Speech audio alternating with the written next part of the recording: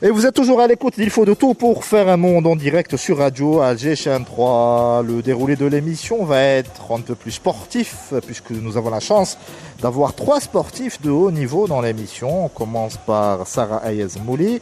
Bonjour. Bonjour, merci pour l'invitation. Léna. Avec grand plaisir. Alors nous allons parler de rallye dans quelques instants. Tu vas nous parler de tes exploits, que ce soit en voiture ou à moto. Mais on va d'abord parler de ce que tu fais pour essayer de changer le quotidien de pas mal de personnes qui souffrent au quotidien, puisque tu t'intéresses depuis quelques années au SDF. Voilà, l'émission c'est il faut de tout pour faire un monde. Moi je vais dire qu'il faut de rien pour aider une personne. Ah c'est joli, ben, je vais te voler ce slogan sans te payer de droits d'auteur et je vais le réutiliser éhontément. Voilà, alors tout a commencé, le mois de février j'avais perdu mon oncle. Allah yarham. Et Rabbi Rahmou. Et je voulais faire préparer à manger en sa mémoire. Et avec un groupe d'amis, on a commencé, on a préparé des repas et on est parti sur Alger Centre, on a cherché les SDF et on a distribué les repas. Puis après, que plutôt que de faire ça dans la mosquée du quartier comme voilà, d'habitude, autant amener ça directement à des personnes qui en ont vraiment besoin. Voilà, j'ai dit je préfère voir moi par moi-même où va partir ma zakat. Et voilà, je suis partie et à la fin j'ai vu que ça coûte vraiment rien du tout. Ça coûte vraiment, si je peux le dire, 15 000 dinars. On a pu préparer des repas pour 200 personnes. Alors, 15 000 dinars pour 200 personnes. Pour 200 personnes, oui. Et après, avec mes amis, on s'est dit pourquoi ne pas faire ça comme une action. Chaque semaine, on va venir, on va aider ces gens-là. Et voilà. Alors tu m'as raconté en off une histoire qui déchire le cœur. Hein. Tu me parlais d'un vieux monsieur qui n'avait pas mangé depuis 3 jours. Oui, raconte-moi parce ça. que on était en train de distribuer. On lui a donné une boîte. Après, j'ai vu que le monsieur, en fraction de seconde, il a fini sa boîte. J'ai dit, donnez-lui une deuxième boîte. On a donné la deuxième boîte. En plus de ça, c'était quoi? C'était du tlitli. Tlitli, c'est lourd. Tout à fait. Après, je suis partie chez lui. Je lui ai donné une 3e boîte. Il m'a regardé. Il m'a dit, merci ma fille, ça fait 3 jours que j'ai rien mangé. Le fait de voir ça, on est en Algérie, de dire qu'il y a une personne qui mange pas pendant 3 jours, vraiment ça déchire le cœur. Et il faut voir le nombre de gens qu'on voit. D'ailleurs, c'est devenu chaque semaine, on vient, on les trouve en train de nous attendre et de se précipiter pour venir pour prendre le repas. Très bien. Alors, comment est-ce que les auditeurs de l'émission éventuellement peuvent vous aider ? Ben voilà, c'est pour dire qu'il ne faut pas tout un budget ou je sais pas quoi pour aider ces gens-là. Moi, avec mon groupe, on a lancé une page sur Facebook. C'est pour les gens qui veulent aider. C'est les gens qui ont perdu quelqu'un ou bien ils veulent faire une sadaqa ou un zakat. Alors, comment s'appelle la page en question ? C'est un repas, un sourire. Très bien. Un repas, un sourire. C'est que qu'est-ce qu'on fait? C'est que les gens, soit ils cuisinent et on s'occupe de la distribution, soit ils font les courses et on cuisine et on fait la distribution, soit carrément ils nous donnent de l'argent ou bien les aliments et on s'occupe de distribuer ça aux SDF. Alors c'est important de le dire, évidemment la solidarité depuis quelques semaines est focalisée évidemment sur le Covid, sur la pandémie, sur le fait de trouver des concentrateurs d'oxygène, des bouteilles d'oxygène, mais il ne faut pas oublier qu'il y a aussi la misère, j'allais dire presque ordinaire, quotidienne, qu'il ne faut pas négliger et oublier. Justement, surtout en cette période, les gens ils ont peur, ils oublient ces gens-là qu'ils sont dehors avec le confinement. C'est très très difficile pour eux de trouver quoi manger et vraiment il faudrait essayer de sortir le soir et de les voir. Vraiment, il y a des cas, des familles, des enfants qui sont là dehors. D'ailleurs, je me rappelle... Justement, est-ce que tu as rencontré des personnes qui t'ont spécialement marqué et que tu as eu envie de... C'est que j'ai vu une fois, j'ai rencontré une femme. Vraiment, elle était avec 3 enfants. Oui. Ils vivent dehors et on est passé, on les a vus. Ils étaient avec leurs cahiers et tout. La femme, elle était avec ses enfants dehors. Et malgré ça, ils étaient en train d'étudier, partir à l'école et tout. Vraiment, c'est malheureux de voir cela. D'ailleurs, la semaine prochaine, nous allons recevoir l'association Le Cœur sur la Main, qui eux aussi, en plus des efforts qu'ils font pour lutter contre cette pandémie qui nous chamboule la vie, gardent toujours, encore une fois, à cœur d'aider les SDF, parce qu'encore une fois, c'est pratiquement les citoyens les plus lésés par cette situation. Ouais. C'est déjà difficile, j'allais dire, en temps normal, en temps de pandémie. Oui. D'ailleurs, c'est vraiment difficile parce que pourquoi les gens ils nous disent il faut faire attention, ça peut se propager. Oui, on fait attention, mais bon, s'il n'y a pas une personne qui va prendre l'initiative d'aider ces gens-là aussi, ils vont pas mourir par le Covid, mais ils vont mourir en ayant faim. C'est aussi, ça veut dire il faudrait pas oublier tous les misères qui sont à côté. Parce que vraiment, c'est désolant. On est un pays musulman, on est un pays qui parle d'aider les gens et tout, mais quand on voit tout cela, on se dit c'est malheureux. Je me retourne vers notre seconde invitée, Asma Benaoun, qui est championne d'escalade. Que t'inspire justement l'action caritative de ta collègue championne? Eh bien, on est gâtés aujourd'hui dans l'émission. On a vraiment 2 championnes et un champion aussi. Donc, franchement, c'est un plaisir. Donc, bonjour Reda, bonjour à tous. Ce que je conclus du récit de ma collègue championne, c'est qu'il est très facile d'aider son prochain. C'est pas sorcier. On n'est pas obligé d'être riche. On n'est pas obligé d'avoir beaucoup de moyens. C'est ultra facile, il suffit de se retrousser les manches, et voilà. C'est intéressant ce que dit Asma, c'est-à-dire que voilà, c'est ça, c'est qu'il suffit pas de. Si on est 10 à donner 1000 dinars, voilà, c'est 10 000 dinars, c'est les repas dont tu parlais tout à l'heure. C'est ça, même, il y a des gens qui peuvent pas aider, ils viennent. Ils nous aident pour la distribution parce qu'à vrai dire, comment on fait, c'est qu'on part, on s'installe et les gens, les SDF, ils font la queue et ils prennent leur repas. Mais après, qu'est-ce qu'on fait, c'est qu'on commence à se déplacer, on cherche où est-ce qu'ils sont et tout à Alger Centre et on les cherche. Il y a d'abord un point névralgique, une espèce de point de chute, une espèce de rendez-vous. Ils connaissent l'endroit, ils savent à quelle heure il faut être là. Oui. Et une fois que c'est fait, c'est le plus gros. Là, vous allez à la recherche de ceux qui, par timidité, par fainéantise, par problème, par maladie. Parfois, vraiment, il y a des gens. D'ailleurs, je vais vous raconter quelque chose. C'est que on a fait la distribution. Et il y avait quelqu'un qui est venu, il était en retard. On n'avait plus de repas. D'accord. Il nous a dit j'ai besoin d'eau. Mais bon, c'était le confinement, tout était fermé, on ne pouvait pas acheter. Qu'est-ce qu'on a vu? Il y avait un SDF, il s'est retourné, il lui a dit viens, je te donne, on se partage, moi j'ai ça pas m'a trop toujours, c'est épatant la solidarité, la générosité de ceux qui n'ont rien. Voilà. C'est-à-dire le peu l'IKI dans le partage, je trouve ça admirable. C'est ce qu'il y a de plus beau dans l'être humain. Voilà, c'est ça, c'est qu'il a son repas, il ne sait pas s'il va encore manger demain ou pas, mais il a partagé son repas avec l'autre personne. Asma. C'est d'ailleurs tout le concept du mois de Ramadan, lors duquel on est censé ressentir ce que les pauvres ressentent. Et il faut juste voir à quel point vous souffrez de la faim pendant une journée pour savoir combien les autres souffrent quand ils n'ont pas à manger pendant 3 jours. Voilà, c'est ça. Et surtout, je tiens à signaler un point, c'est que j'étais en train de parler avec une amie. Oui. Et elle a une pâtisserie et j'étais en train de parler avec elle. Elle m'a dit hier, j'ai pas fait un chiffre d'affaires, j'étais obligée de tout jeter et tout. J'ai dit pourquoi tu as jeté et tout. J'ai dit voilà, moi je fais la distribution pour les SDF. Quand tu as un surplus. Et je viens, je t'en débarrasse. Oui, je viens, je le prends et je distribue. Elle a aimé l'idée. Maintenant, à chaque fois qu'elle a un surplus, elle me dit Sarah, viens. Ça lui rend service, elle la débarrasse. Oui. Et ça permet c'est ça, parce que moi nourrir. Je vois des pâtisseries, des restos, quand ça reste, ça part à la poubelle.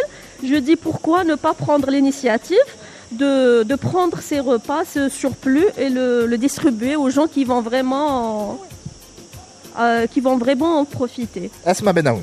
Peut-être que vous devriez aussi vous rapprocher des supérettes et des grandes surfaces pour récupérer les produits qui sont sur le point d'être périmés et qui ne sont pas encore jetés.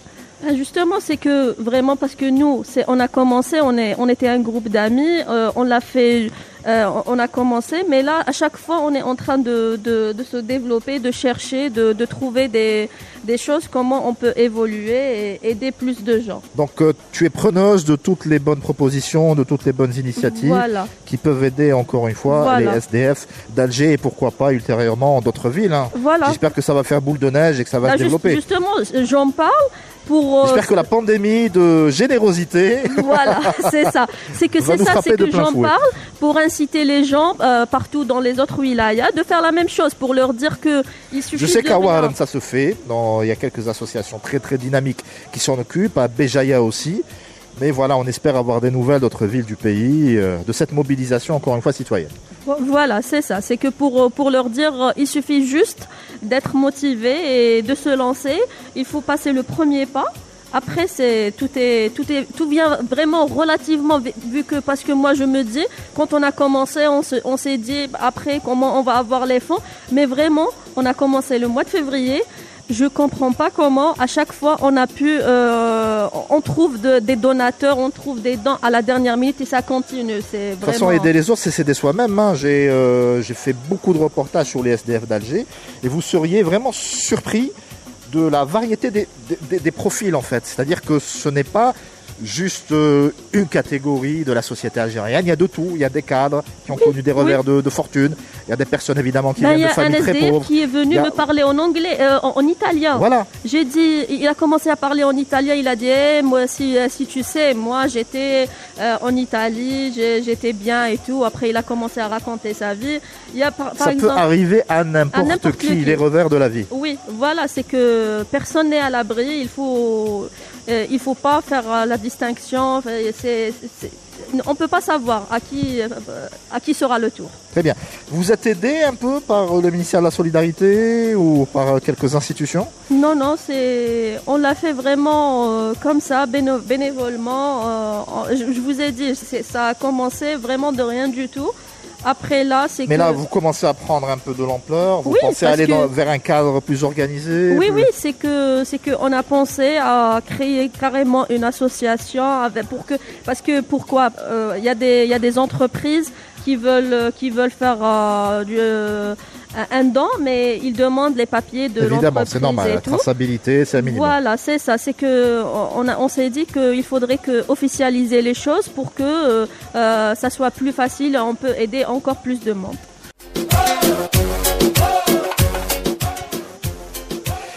Et on enchaîne avec du sport dans l'émission. Tarek Lomassine reste avec nous puisque nous allons parler tout de suite d'escalade puis de sport automobile. Alors l'escalade, c'est en compagnie d'Esma Bennaoun, Hussein Kaki, respectivement championne d'Algérie et vice-champion de cette discipline, qui fait son entrée pour la première fois dans les Jeux Olympiques. Tarek Lomassine.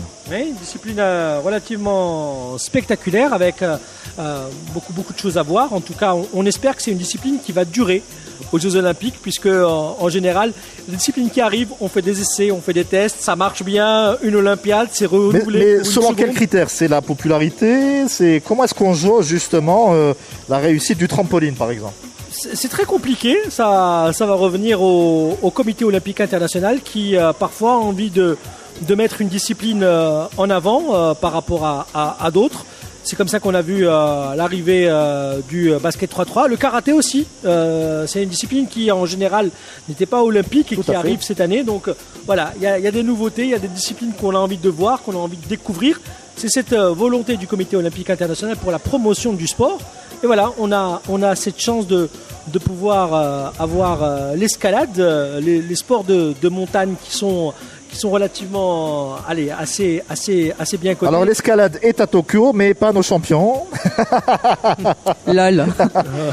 Tu aurais voulu y être évidemment, Asma. Eh ben bien sûr, vu que j'ai fait partie de la première équipe nationale d'escalade, c'était en 2012 si je ne me trompe pas, 2011, voilà. Et il était question justement de tout faire pour que l'Algérie soit représentée aux Jeux Olympiques de Tokyo. C'était en 2014, je crois que le comité olympique a décidé de mettre l'escalade parmi les disciplines olympiques. Voilà, merci. Et ça a mis tant d'années, encore une fois, pour que ça arrive à concrétisation. Ça prend du temps parce que à chaque Jeux Olympiques, vous avez les réunions du comité du bureau fédéral, de ces sessions du comité olympique international qui se réunissent, qui se concertent, où on décide quelles seront les disciplines qui pourront faire leur apparition lors des prochaines Olympiades. Donc voilà, c'est intéressant. Voilà, vous avez raté Tokyo. Peut-être que à Paris en 2024, c'est dans 3 ans, il y aura peut-être cette possibilité. Oui, je pense que j'ai plus de cheveux blancs que 2024 sur la tête. Il y aura peut-être d'autres grimpeurs qui iront, si ça fait partie bien évidemment des Jeux Olympiques de Paris. On va revenir justement sur vos parcours respectifs. Je sais que c'est une passion pour toi, l'escalade. On se connaît un peu et limite c'est... Comment on va dire ça? C'est en te cherchant toi-même que tu t'es retrouvé sur un mur, j'allais dire. Exactement. En fait, c'est un sport auquel on devient dépendant très très rapidement, justement parce que on va au-delà de nos compétences. On est seul face au mur, face aux prises, face à la falaise, que ce soit sur structure artificielle ou en montagne. Et c'est un sport très solitaire. Et qui demande beaucoup de concentration et qui paradoxalement te vide la tête. Voilà. Donc tu arrives à ne penser à rien. Tu arrives à ne penser absolument à rien et voilà. Et contrairement à ce que les gens pensent, même si vous avez le vertige, vous pouvez pratiquer l'escalade parce que justement, quand on est sur un mur ou sur une falaise, on regarde pas en haut, on regarde pas en bas, pardon, on regarde en haut, on regarde le relais ou la prise d'après. C'est très poétique ce que tu viens de dire. Alors justement, pourquoi cette discipline n'est pas une autre? Comment est-ce que tu t'es retrouvé justement à jouer à Spider-Man en fait? Spider-Woman, s'il te plaît. Spider-Woman. On ne dit pas les hommes, on dit les femmes. Je ne rebondirai pas sur ta perche dangereuse. Vas-y. Alors pourquoi l'escalade? C'était un pur hasard. Lorsque le mur de l'ISTS a été inauguré encore une fois en 2011, Hossein, corrige-moi. Hossein, tu peux répondre, tu as un micro, il est ouvert, donc n'hésite pas à participer à la conversation. Je rappelle, Hossein Edkaki est coach évidemment et vice-champion d'Algérie d'escalade. Bonjour Reda. Oui, effectivement, comme a dit Asma, le mur d'escalade, donc la structure artificielle d'escalade a été mis en place en 2009. En 2009 au niveau de l'ISTS, donc 5 juillet. C'était la première en Algérie aux normes internationales. Voilà. Et on a organisé plusieurs compétitions au niveau du mur, dont Asma a été championne d'Algérie et moi vice-champion. La classe. Je me rappelle d'ailleurs qu'on ne s'aimait pas beaucoup à cette époque-là et les téléphones étaient interdits. Et toi, tu parlais au téléphone. Règlement de compte en direct. En fait, elle a attendu des années de se retrouver dans une émission face à toi pour vider son sac. Et maintenant, c'est mon coach. Oui, voilà. Comme quoi, exact. Mon coach et donc, comment tu entends parler justement de ce mur et comment est-ce que tu te retrouves C'était des amis à l'époque qui m'avaient appelé, qui m'avaient dit viens, il y a un mur d'escalade artificiel au 5 juillet, viens essayer. C'était déjà sportif? Tu t'intéressais déjà au... Sportive, un peu. J'ai fait de la danse classique quand j'étais petite. D'accord. C'est très sportif. C'est du sport, tout à fait. J'ai fait un peu d'athlétisme aussi. Et j'ai vérifié tes orteils, ça va. J'étais toute petite. et donc voilà, donc j'avais à l'époque, c'était en 2012, j'avais 24 ans. Et c'est comme ça que j'ai commencé l'escalade par un pur hasard, un coup de fil d'un ami qui m'a dit viens checker, c'est marrant, etc. Et puis tout de suite après. Alors ne prends pas mal ma question, mais est-ce que c'est pas un peu tard justement pour aborder l'escalade? Quel est l'âge idéal en fait pour commencer? Alors, c'est à partir de l'âge de 4-5 ans. Voilà, c'est 4-5 ans. Ouais, on débute très très jeune. En fait, juste à titre indicatif, un bébé quand il naît, il ne commence pas par marcher. Il commence à grimper. Donc il essaie d'attraper et de se soulever. Ok. À la grimpe, on fait exactement ça. En fait, c'est un réflexe soulève notre corps. C'est un réflexe qu'on a déjà à la naissance. Un réflexe darwinien. Exactement. Et donc, tout petit, on peut commencer à grimper. Et d'ailleurs, les champions, aux Jeux Olympiques, le plus jeune a 17 ans.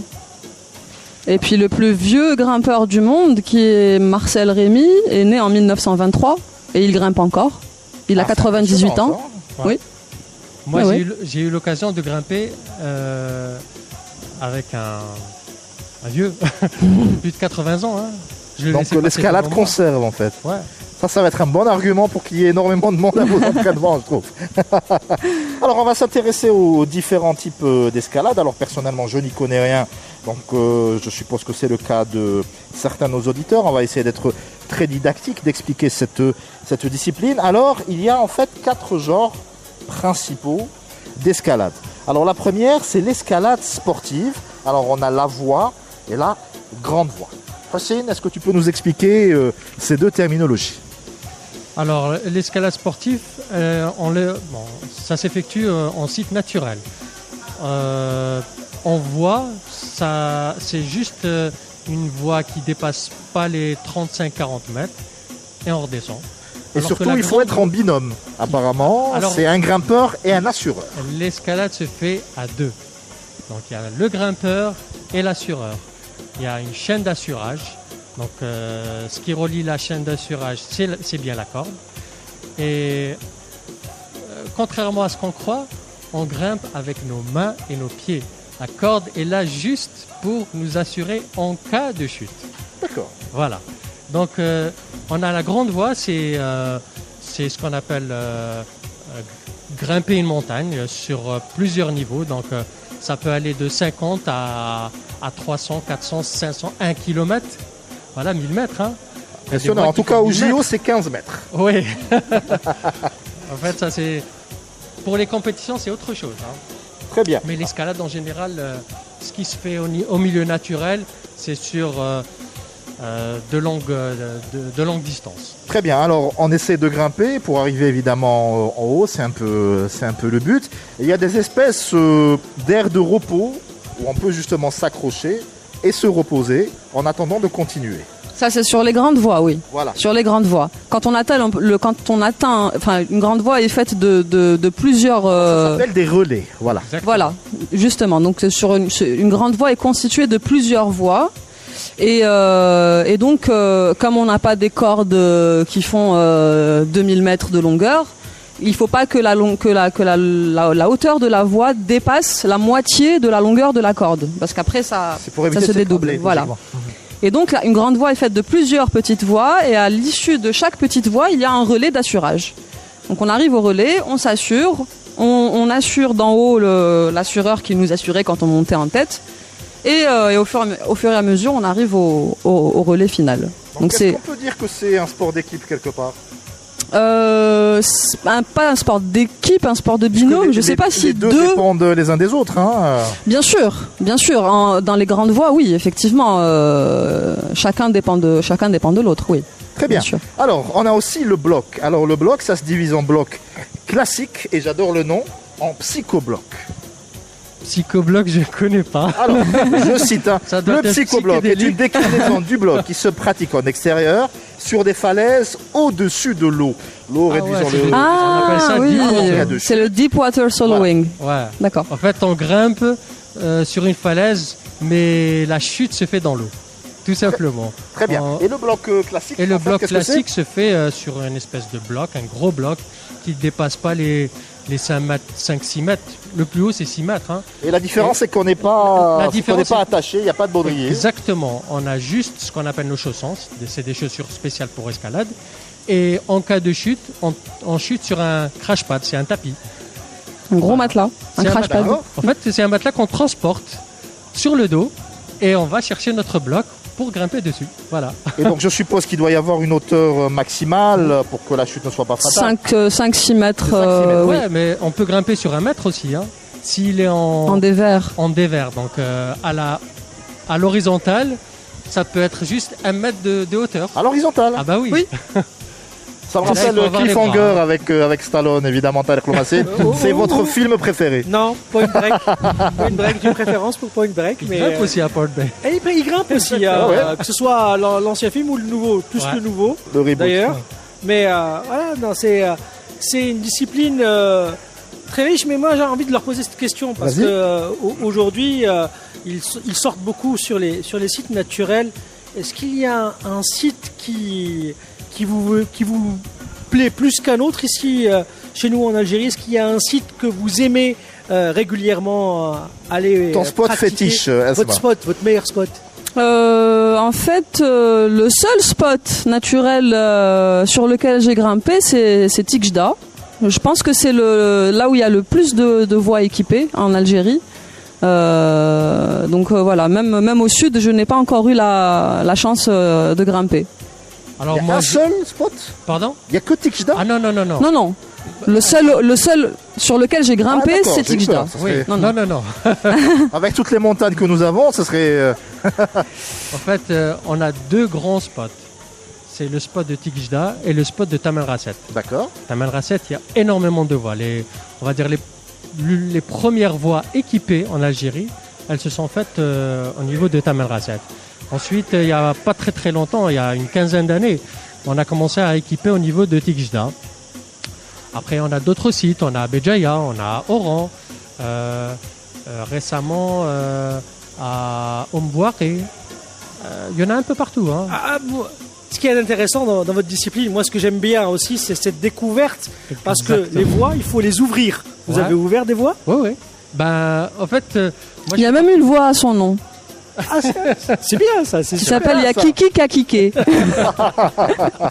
On donne les ouvreurs ou les équipeurs de voies ont la chance de nommer les voies qu'ils équipent. C'est comme les découvreurs de planètes et d'étoiles, hein, donc. Voilà. Sauf que nous, c'est rigolo ce qu'on donne comme nom. Alors, moi, je fais partie d'un club, le club Morillon.